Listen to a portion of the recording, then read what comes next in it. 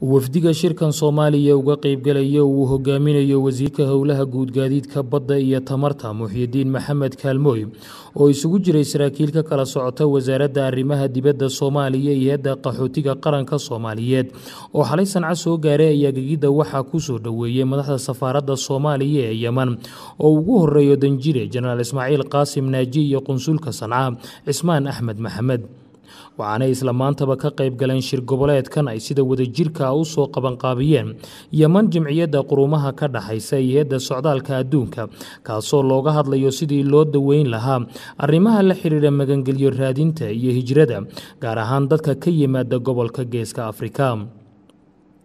waxaa lagu martigeliyay oo ka qayb galaya dalal 10 kor u dhaafaya oo isugu jira kuwa ay tahriibayaashu ka yimaadaan sida Soomaaliya, Djibouti, Itoobiya, Eritrea iyo Kenya iyo dawladaha ay arrintaasi saameeyso oo ay ku jiraan Sacuudiga, Oman, Qatar, Kuwait, Bahrain iyo Imaaraadka Carabta waxaa kaloo shirkan ka qayb galaya qaar ka mid ah dalalka deeqaha bixiya oo ay ugu horeeyaan Mareykanka, Jarmalka iyo weliba Japan iyadoo si goobjoognimo ahna ay u fadhiso jaamacadda Carabta arrinta ugu muhiimsan ee xalka loogu baadigoobayo shirkan ayaa ah sidii loo hakin lahaa dadka faraha badan leh sida maalinlaha ugu soo shubmay Yemen iyadoo qaarkoodna ay dalalka ay ood wadaagta yihiin uga sii tallaabaan intaanan loo gelin sidii loo maareyn lahaa mushkiladaasi ayaa shirka lagu wada qaadaa dhigay sababaha markii horeba keenay in dadku ay naftooda ku soo biimeeyaan meel aanay hubin waxa ku sugaya sida uu xusayo Muxyidiin Maxamed Kaalmooy wasiirka howlaha guud gaadiidka badda iyo tamarta asbaabta keenaysa qaxitaankaas ay ka mid tahay colaadaha ka jira dalalkaas ama gobolka Geeska Afrika jira colaado muddo dheer soo taxnaa welina meelaha qaarkood ka socda colaadahaas oo sabab u noqday inay dadyo fara badan oo qaxooti ah ay meesha ka soo qaxaan oo dhinaca Yemen ay u soo qaxaan sabab kale waxay ahayd oo la isla arkay inay tahay abaaro ku soo noqday maxaan ku yiraahdaa deegaano fara badan oo gobolka ka mid ah ama jiilaalka oo dheeraaday iyaduna inay ka mid tahay asbaabaha keenay in dadku soo qaxaan sabab kale weyn waxay tahay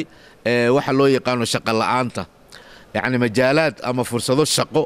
أو ضد كده لنيرة أو بدن رك يدمر بله أما ويل اللي قبله بله أو للربي إنه كشقيان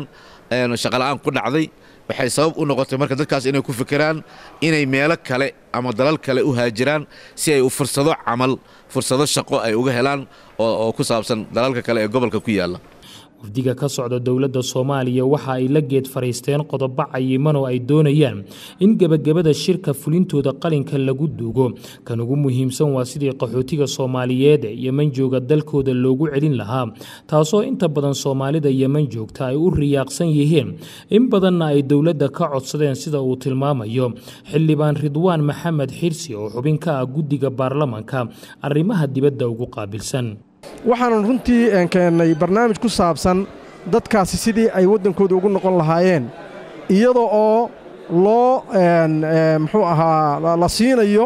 wixii ay u baahan yihiin ama ha noqoto halkan siday uga anbabixilaayeen ama ha noqoto marka ay wadankii ku noqdaan sida iyagoo karaamadoodii iyo sharaftoodii iyo noloshoodii la damaano qaaday inta ay ka dhexgelayaan bulshada in la sameeyo dabcan sida la wada og yahay ama ay dhigayaan qawaaniinta caalamku qaxoontigu waxay ku noqon karaan doonashadooda sida iyagu rabaan iyo rabitaankooda taana waa la tixgelinayaa waxaan anagu ognahay sidaan ka warqabno qaxoontiga halkan ku dhaqan badidoodu inay runtii rabaan inay noqdaan xaaladda ay ku sugan yihiin darteed marka shirku shalay ayuu furmay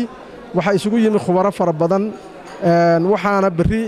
uu soo xidhmi doonaa kulan ay isugu iman doonaan wasiirada dawladahaasi ka soo qayb galay wasiiradooda waxaa kaloo shalay la doortay in ay shirku guud ahaantiisaba uu yeesho muxuu ahaa guddoomiye ama madax iyo guddoomiye ku-xigeen nasiib wanaag waxaa loo doortay dawladda Kuwait inay shirka ay guddoomiso Soomaaliyadan waxaa loo doortay inay shirka ay guddoomiye ku-xigeen ka noqdaan UN-tuna ay ka noqdaan secretary inay ka noqdaan dawladda Yemen iyo dalalka gacankuba waxa ay shirkan ku soo bandhigeen dhibaatooyin ay sheegeen in tahriibayaashu ay dhaxal siiyeen iyagoo hoosta ka wada xariiqay in muhaajiriinta Geeska Afrika ka yimaada ay halis ku hayaan dhinacyada caafimaadka dhaqaalaha iyo ammaanka dalalkooda laakiin waxa iyana xusid mudan in qaxootiga gaar ahaan kuwa Soomaaliya ka yimaada ay dhibaatooyin kala duwan oo qaarkood ay aadaminimada ka baxsan yihiin kula kulmaan dalalka ay miciinka bidaan sida uu sheegayo shir shirwac cabdulaahi ibraahim oo ah diblomaasi ka tirsan wasaaradda arrimaha dibadda Soomaaliya. waxaan ognahay dadka Soomaaliyeed inay dhib badan ku qabaan maxaa leedahay hijradaas ay ka jiraan wadanka jiroonayaan ee dalka jaarka jiroonayaan dad badan oo Soomaaliya ku dhimaadeen badaha ku dhintaan oo rabaad badan ku qabaan marka ay soo gudbaan meelaha yimaadaan ay dayac badan kula kulmaan runtii aysan ku haysan dhaqaale far badan iyo danaha doonayaan ku haysan sidaas marka inaan ka hadalno asee dawlad ahaan inaan idhaahno dadka dhibka haysta iyo sidii loogu heli lahaa xal ay kaga joogsadaan biimaha naftooda ay biimeynayaan iyo khatarta weyn ay u bareerayaan aad muhiim noogu ahayd waa shirkii ugu horeeyay ee noociisa ah oo intaasoo dal iyo hay'adaba